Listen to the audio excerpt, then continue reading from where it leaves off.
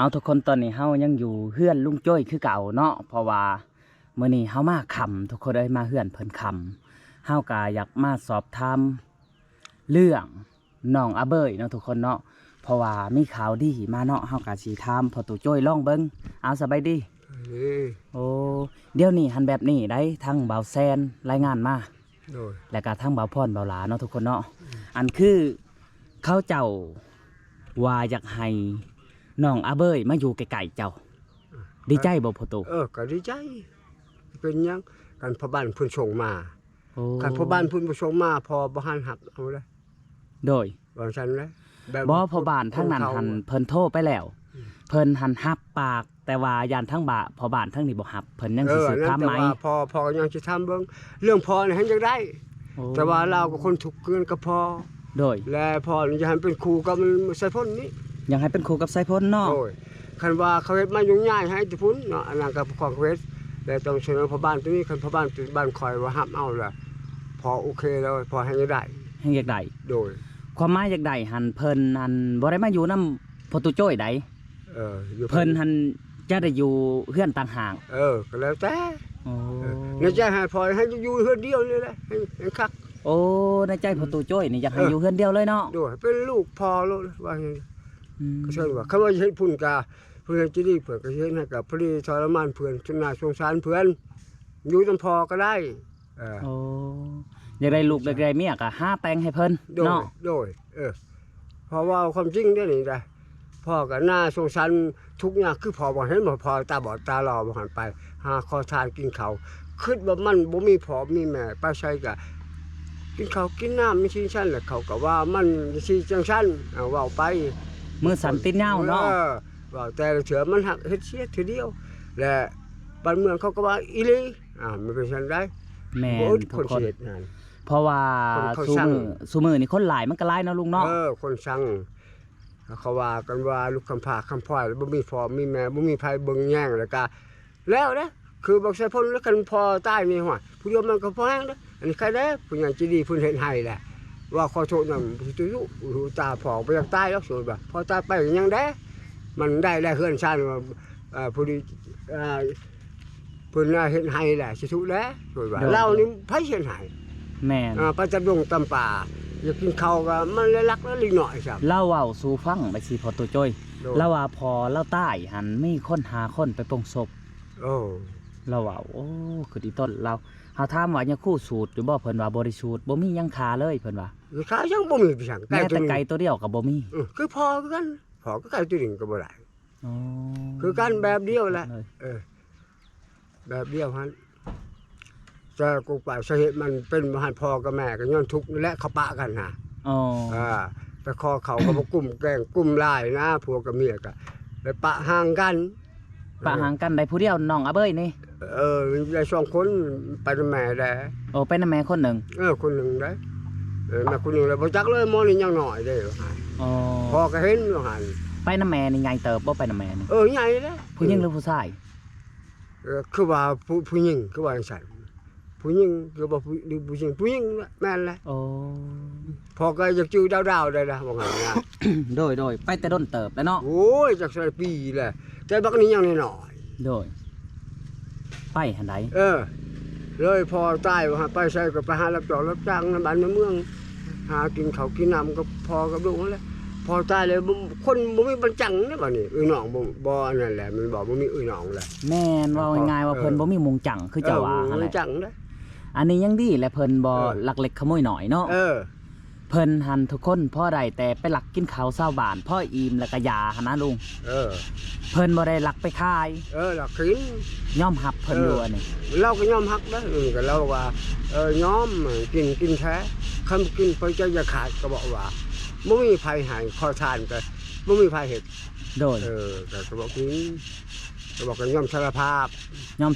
าะลุงจ้อยเนาะเราก็ยอมสารภาพดีนี้เราก็พอนี่โอ้ยทั้งยังได้แล้วพอนี่คันว่าโอเคในพ่อบ้านฉันจะมาเซ็นมอบให้พอดีเสนอพ่อบ้านแล้วแต่ว่าจะคุมเอาเองว่าพอดีใจแล้วละดีใจเนาะดีใจแล้วพออยู่น้ำพออยู่เฮือนเองเพราะว่ายังเป็นเด็กหน่อยอยู่ห้าสี่ศึกษาอบรมเอาเนาะคันพอตาบอดบ่หัน อบรมมาได้พอเป็นหุงอยู่ที่พ่อหุงเลยพอจัดการให้ได้ โอ้จัดการได้เนาะ ได้บ่ยานครับนี่พอจัดการให้โดนบักใช้พ่นพอเท่าไรมันขี้ขาดบ่หันพอวอนสิจังซั่นผู้ใหญ่สิดีให้เฮาได้ให้มีได้ลูกเอ้ย เดี๋ยวนี้ได้หมดเฮ็ดได้หมดเนาะ โดยโอ้ทุกคนเลย แต่ว่าทีนี้เจ้ายังบ่เป็นใจนี่แต่พ่อแต่แม่เจ้าก็ยังบ่มีแต่ลุงป้าตาหน้าเฮายังบ่มีลูกเอ้ย โดย ผู้ใหญ่สิดีเพิ่นให้เฮาได้หังเฮามีแล้วเจ้าเปลี่ยนแปลงป้าใจเก่าเอาใจไหมลูกเอ้ยเจ้าว่า แม่น ได้ยังทับๆเลยก็ซื้อให้ อันคือเฮาจะถามแหน่อันคันว่ามาซื้อดินใกล้ๆตู้โจ้ยนี่เขาเจ้าสิขายอยู่บ่เจ้าคิดว่า จากแล้วนี่เรื่องนี้ตอนนี้เรื่องนี้เขาว่าอยู่ว่าเขาจะได้รถไถนะ โอ้ ตอนนี้หันจากเท่าไรพอก็ยังบอก ตอนใด หรือตอนติดพอนี่ ติด ปลานี่ เออ โอ้ทุกคนเอ้ยแปะกันเลยเนาะแปะเฮือนลุงโจ้ยเลย อันเฮือนหลังใดอยากขาย เนี่ยเงินลังตัวหันสีเหลืองมาเลย บอลบ่เฮาสักแบตนี้ บ่ผมพูดตัว โอ้ ตัวนี้ก็เขาซื้อเอาได้นะเขาซื้อเอาแล้วยังบ่จุกสำได้เขาจะได้ โดยได้ยินเขาเจ้าว่าอยากได้รถไทย เออ แต่บ่ฮู้ว่าเขาเจ้าสิขายลายไปได้เนาะลุงเนาะ เขาว่าแต่พอยังจะทำคักบ่ทำให้พวกลูกทำเอง มันจังรู้จักกูไปสาเหตุมัน แม่นทุกคนคือทั้งทีมงานต้องได้ทำเองเนาะ เออ อีกอย่างเฮาก็ยังบ่กล้าเอ้าดอกลุง เออ ไปได้จังว่าบ่กล้าเอ้าเพราะว่าอันบ่ฮู้ว่าพ่อบ้านสิรับหรือบ่หั่น เอ นะ อฉันนะ เพราะว่าถ้าคันพ่อบ้านว่ารับห้องเอ้าแล้วจังใด เออ ทางบ่าวแซนเพิ่นก็สิไปหาซื้อที่ดินให้ โดยหรือคนบ้านเขาเจ้าสิไปหับพอหับได้พอบุคคลบ้านอยู่เจ้าหับยังคนละโลเลยเอาพอก็สิเปรียบเลยเนาะแต่พอนี่โอ้ยสิยันยังหับเอาเลยจำนั้น แล้วก็ทุกข์คือพอคือกันพอจะได้ให้อยู่เฮือนเองเลยอยู่ในเฮือนพอเลยละพอให้บ่สิชื่อสิฉันเขาว่าช่วยก็ช่วยให้พวกคอย3คนให้ได้ไหนเฮ็ดหน้าก็ยา โอ้ ให้เขาเลี้ยงพอนี่ แม่ มาเป็นลูกเป็นเต่าพอผูกแขน ถ้าว่าอยากได้ลูกอยากได้เต่าก็เอาเนาะอยากได้ลูกอยากได้เมียเนาะ เอ้า ก็แห้งสะทุเลยเนาะ ให้ใช้ทุกแล้ว ขนาดล้านแห้งดีใจแล้วเนาะตัวๆเนาะ จ้าทุกแล้วอุ้ยคุณ โอ้ คุณยายจะดีเพื่อนสงสารจ้าทุกสการพอไปให้เราว่าโอ้ยคุณชื่อที่ให้เวลาจะดีชื่อยาเพื่อนชื่อสำเนียงอยู่สำเนียงกับพ่ออยู่ลำพอนี่ ดีใจแหล้วเนาะ ดีใจคือว่าเขาตกลงเอกภาพว่าโอ้ยนี่ป้าให้เจ้ามาส่งให้ส่งมายุ่งยากจังไงพระบ้านท่านจ้าบ้านพ่อก็ห้ามเอาแหละโอเคเลย โอเคเลยเนาะ ยืนเพื่อนคอยแล้วไม่ให้ไปใช้ โดย พอสิคุมเอาเอง อันคือทั้งพ่อบ้านทั้งนั้นหันทุกคนอันทั้งชาวบ้านเพิ่นโทรไปแล้ว โทรไปเขาเจ้าว่าอัน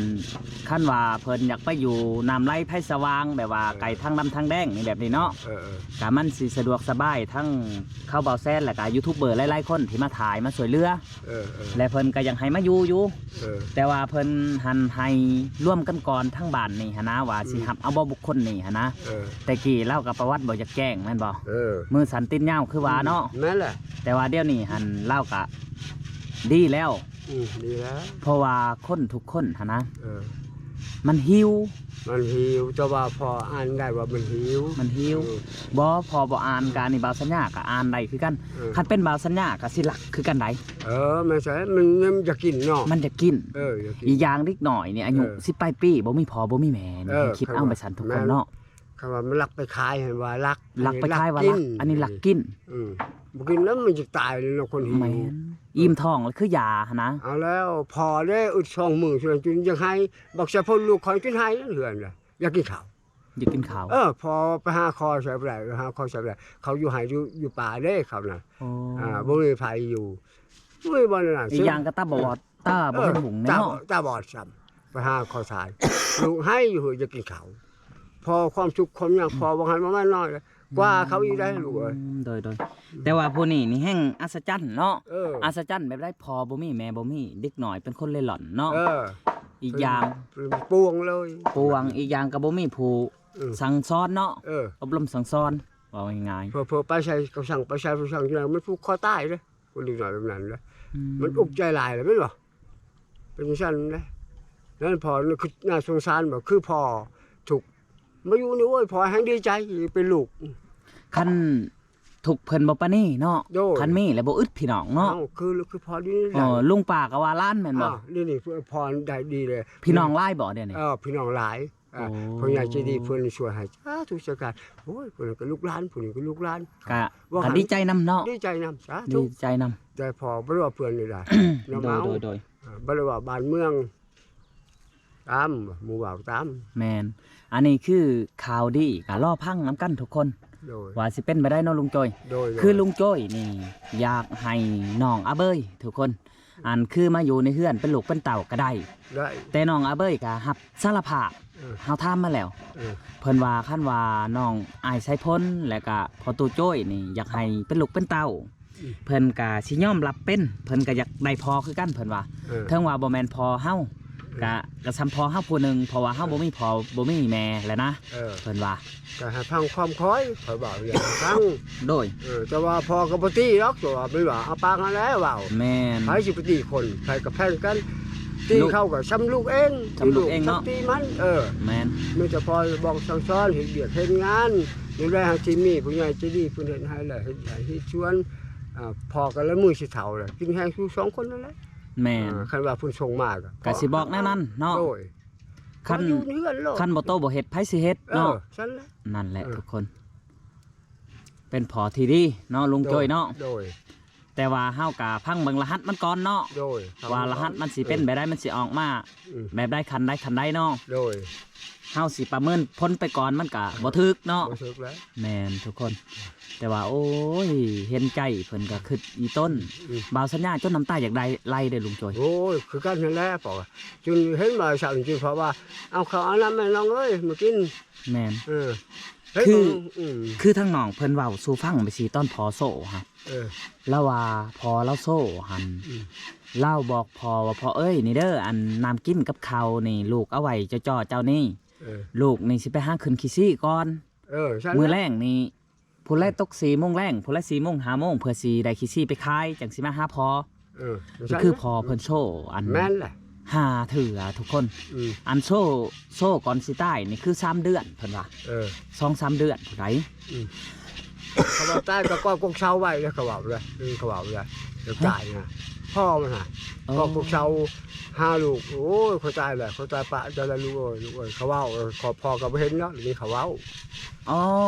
คือพอหันบอกลูก เออ ไปหากอดกกเซา ก็กกเช้าไว้ คิดว่าลูกเอง กินเขาบอกลมตายให้เลยเขาบอก ม พ่อก็บ่ได้เห็นแล้วแต่ว่าลิงบ้านเมืองเขาเว้า แม่ ผู้นี้ไปหักชีเด้เขาบอก อ๋อ ตายผู้นี้ ว่าง่ายๆว่าทั้งน้องอาเบยเพิ่น เออ บ่ได้เห็นพอตายเลยเนาะ บ่เห็นนะมาผู้นี้เห็นพ่อตายใช่ไหมผู้นี้ พอตายแล้ว เออ คือทั้งน้องเพิ่นนี่ทุกคนเฮาก็สิสืบถามน้องเพิ่นเนาะ อืม อันคือเพิ่นไปหาขี้ซี่หลังจากมาจากคายขี้ซี่เนาะ อืม กาหัวเข่าสุดลงกระหม่อง เออ เพราะว่าเห็นพอของตัวเองกอดกกเซาตายเนาะ โดย อ๋อ เดี๋ยวเป็นบ้านเมืองเพิ่นเว้าอันนี้ก็พ่อก็บ่ได้เห็นดอก ก็สิแม่นความบ้านเมืองหั่นแหละ ใช่ไหมแล้ววะโอ้แต่ว่าพอจนน้ำตาตกอยู่พี่ก็คือสงสารเลยสงสารนะผู้นี้แม่ก็ไปพ่อก็ตายปะ คือพ่อก็ใส่พ่นอยู่แล้วพอตายก็หัวใส่พ่นนี่ก็โลเล่นี่ใครแล้วบ่พยายสิดีเปิ้น คือพ้นตกมานี่น้องเพิ่นไปนอนอยู่ถ้ำ เออ มีรีบ่ถ้ำเสือ ก็มีล่ะ ถ้ำเสือหั่นแหละเราไปนอน พอว่าหันกันคือกันไปนอนอยู่ทำอยู่นั่นนะ ทำเสื้อคือกันฮะ เออ นอนอยู่พุ่นเลยพอว่าหันกัน เลิกบ่ลุง โอ้เลิกแล้วหาจะตีงูเหลื่อมก็คืนให้การไว้มาไผแดกใส่งูเหลื่อมช่องโต3 โตนั่นหันเลยเวลามันออกได้งูเหลื่อมไปกุ่นนั่นแล้วละ อันคืออันทุกคนทั้งน้องอาเบยเพิ่นว่าไปนอนเรื่อยๆนะหันสนพลแต่ทั้งน้องเพิ่นว่าเพิ่นคิดในใจเพิ่นอธิษฐานในถ้ำหันเพิ่นว่าอันคันว่าลูกสิตายแบบสี่ก็ให้ตายไปซะ คือกันพอก็คือกันนะ ให้ตายไปซะ อืม และ